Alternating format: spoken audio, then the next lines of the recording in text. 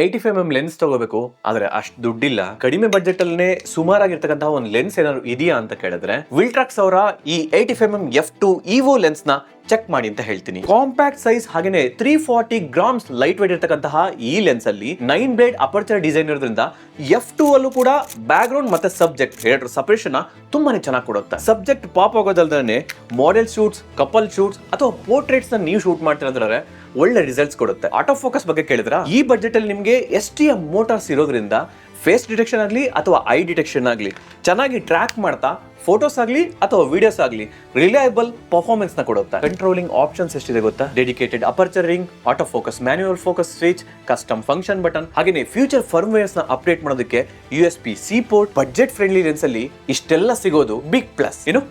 Sharpness ಬಗ್ಗೆ ಕೇಳಿದ್ರ ಈ ಫೋಟೋಸ್ ಮತ್ತೆ ವಿಡಿಯೋಸ್ ನ ನೋಡಿ.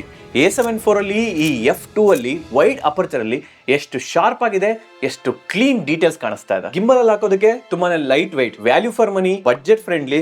ಅದ್ರ ಜೊತೆಗೆ ಒಂದು ಒಳ್ಳೆ ಪೋರ್ಟ್ರೇಟ್ ಲೆನ್ಸ್ ನ ನೀವು ತಗೋಬೇಕು ಅಂತ ಹೇಳಿದ್ರೆ ನಿಕಾನ್ ಅಥವಾ ಸೋನಿ ಯಾವ ಕ್ಯಾಮ್ರಾನ ನೀವು ಯೂಸ್ ಮಾಡ್ತೀರಾ ಅಂತ ಕೆಳಗಡೆ ಕಮೆಂಟ್ಸ್ ಅಲ್ಲಿ ಮಾಡಿದ್ರೆ ಬೆಸ್ಟ್ ಬೈಯಿಂಗ್ ಲಿಂಕ್ಸ್ ನ ನಾನು ನಿಮಗೆ ಇನ್ಬಾಕ್ಸ್ ಮಾಡ್ತೀನಿ.